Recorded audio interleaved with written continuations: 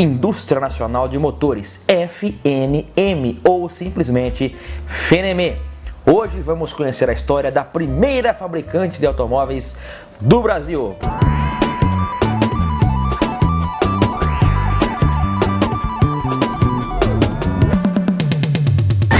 Pois é, meus amigos, esse é o canal PL para você. Se você está chegando agora, inscreva-se no canal e já dê o joinha, porque se você deixar pro final, você vai acabar esquecendo. Olha só, a história da FNM nos remete diretamente para a década de 30, mais precisamente no ano de 1939. Naquele período, o Brasil ainda vivia uma economia predominantemente rural e o presidente da época, Getúlio Vargas, desejava tornar o país num Brasil mais industrializado. Esse capítulo da história ficou conhecido como Estado Novo, onde surgiram grandes empresas como a Vale do Rio Doce, hoje somente Vale, né? A ideia de uma empresa nacional que fabricasse motores náuticos e que pudesse atender a aviação civil e militar surgiu do coronel Antônio Guedes Muniz. Ele foi até os Estados Unidos, onde fechou um acordo com o governo americano para produzir motores aeronáuticos Curtiss-Wright R975. O dinheiro estrangeiro seria injetado na empresa brasileira mediante a entrada do Brasil na Segunda Guerra Mundial, claro que ao lado dos Estados Unidos, em favor do governo americano.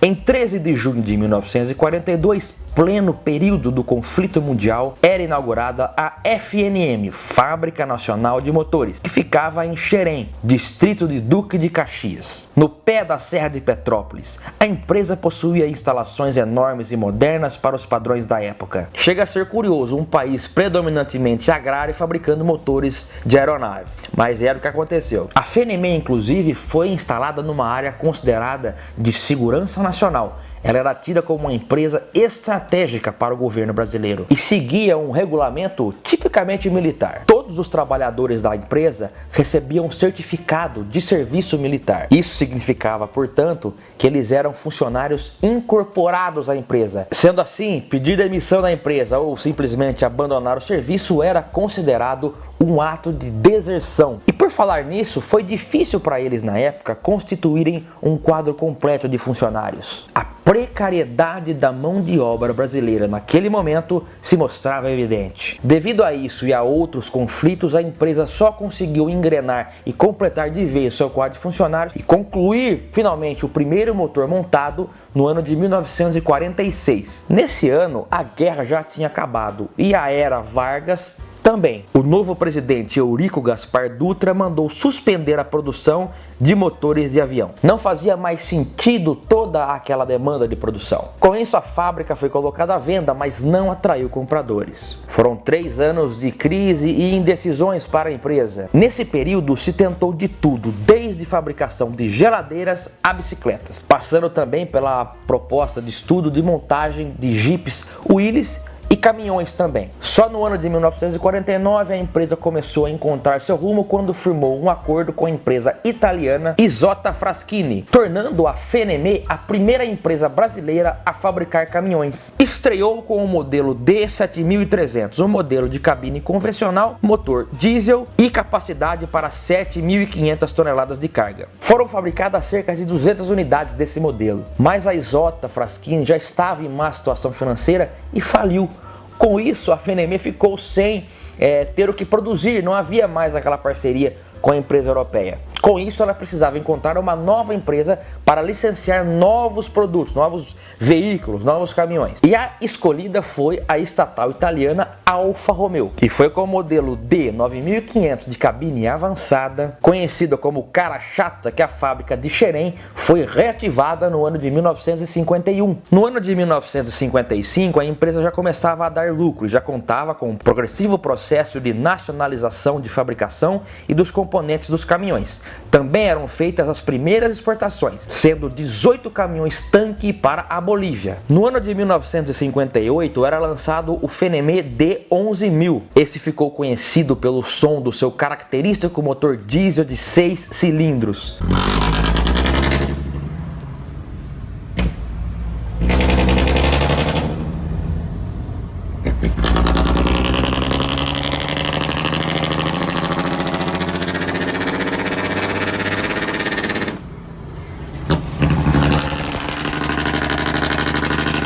Em 1960 era atingida a importante e significativa marca de 15 mil caminhões produzidos e vendidos. Era o ápice da FNME. E ela, nesse ano, também decidiu a entrar no ramo de fabricação de automóveis de passeio.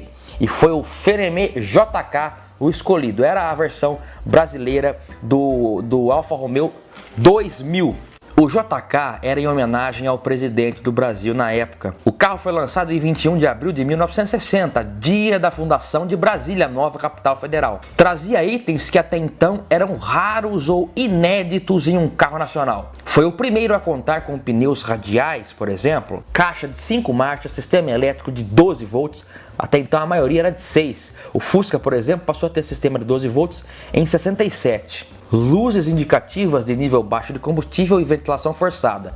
Itens que hoje são comuns, mas na época eram coisas muito legais, vamos para dizer o português claro, né? Seu motor tinha um cabeçote de alumínio, duplo comando de válvulas acionado por corrente, atingia 155 km por hora, era o mais veloz carro nacional. Juntamente com o lançamento do JK foi introduzido o novo logotipo da FNME, claramente inspirado no logo da Alfa Romeo. Era o carro mais caro do país e enfrentou sérios problemas de logísticas que também que já atingia a FNME desde a época dos caminhões. Posteriormente teve seu nome alterado para FNME 2000 por causa de problemas com os militares. Aliás, é nesse terreno que vamos entrar agora. O carro vendia pouco e a produção e venda de caminhões se estabilizou entre 1.500 e 2.500 unidades por ano. Já durante a década de 60, apesar da pressão para a venda da empresa por parte de alguns militares de alta patente do governo, foi durante o período militar que a FNME viu suas vendas crescerem, novos aperfeiçoamentos tecnológicos e técnicos serem introduzidos na linha de montagem da fábrica, nos veículos, além de criação de interessantíssimos protótipos de veículos, como foi o caso do FNME Onça, um esportivo criado por Rino Malzone. Pelo que se sabe, apenas uns 8 carros desse foram fabricados. Esse carro tem clara inspiração nos Mustangs da época. Teve também um estudo para uma nova linha de cabines, denominada de Futurama, que seria lançada a partir de 1968. Essa também, infelizmente, não foi para frente. Foi uma época de muito conflito interno, muitos embates internos e externos que desgastavam e atrapalhavam o funcionamento da empresa, que já no ano de 67 era colocada à venda pelos militares. Quando um ano depois a própria Alfa Romeo assumiu de vez o controle da FNME e deu continuidade na produção dos caminhões e do FNME, que até então era o JK, já passava a ser o FNME 2000. A partir desse momento, em 68, a empresa deixava de ser puramente estatal. Em agosto de 1972 era lançada a nova linha de caminhões, quase sem alterações mecânicas, mas com uma nova cabine, que era uma cabine que já tinha sido utilizada na Itália anos antes, quando a Alfa fabricou os seus últimos caminhões por lá. Eram 2 modelos, o 180 e 210, apresentado em diversas versões e variações de chassi e motor. Por exemplo, o tradicional motor de 11 litros e 180 cavalos estava disponível com chassi curto, normal, longo e 3 eixos. Tinha também a opção de um motor de 215 cavalos. Com o fim do FNME 2000 em 74, que o FNME 2000 nunca vendeu muito, mas ele durou bastante tempo em linha, apesar de ter vendas baixas, ele ficou muito tempo. As pessoas nem sabem que o FNME, o JK, que depois passou a ser 2000, ele ficou tanto tempo em linha, porque é difícil até você ver um carro desse hoje. Em 74 era lançado o Alfa 2300. Esse, ao contrário do antecessor, não tinha nenhuma nomenclatura que ligava diretamente o modelo a FNME. O FNME era o FNME JK, que passou a ser 2000. No caso do Alfa, era fabricado pela FNME, mas ele era denominado mesmo como Alfa Romeo 2300. Porém, uma coisa que ele repetiu do seu antecessor foi os maus de montagem e acabamento que a marca já sofria também com os caminhões há alguns anos. Sua linha de produção seria transferida para a fábrica da Fiat em Betim no ano de 78. A partir da segunda metade dos anos 70, as relações entre Fiat e Alfa Romeo eram cada vez mais intensas. Isso se via inclusive nas propagandas, onde o logo da FNME ia perdendo cada vez mais destaque e se enfatizava-se cada vez mais o nome nome Fiat nas propagandas dos caminhões. A Fiat comprou o Alfa Romeo de vez em 1977, mas por aqui, já em meados de 76, eram lançados os modelos Fiat 130 e Fiat 70. Inclusive em junho de 77, até a razão social da FNME aqui do Brasil foi mudada, passando a se chamar Fiat Diesel Brasil. A Fiat tinha se instalado por aqui com a fabricação de automóveis em 76. A aquisição da FNME foi uma estratégia para tentar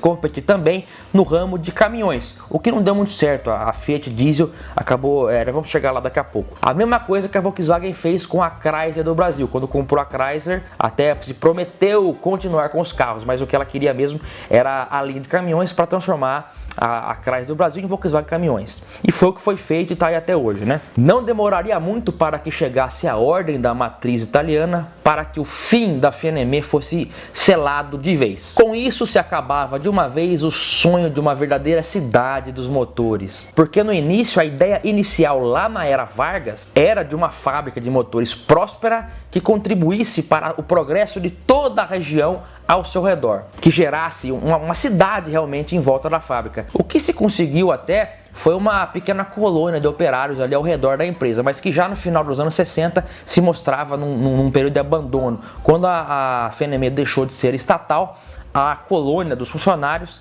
que inicialmente era para se tornar uma grande cidade, de uma cidade industrial ali de motores, já se encontrava cada vez menos habitada. Com o fim decretado, o local já se encontrava muito diferente do que era no início. A fábrica lá em Xerém funcionou derradeiramente até o ano de 1985, quando a Fiat desistiu de vez da Fiat Diesel do Brasil. Desde a fundação da fábrica da FNME lá em Xerém até o seu encerramento, exatos 110.107 veículos foram produzidos naquela fábrica. Agora uma coisa mais contemporânea, né? No ano 2008, uma empresa especializada no ramo de mobilidade urbana adquiriu a marca FNME.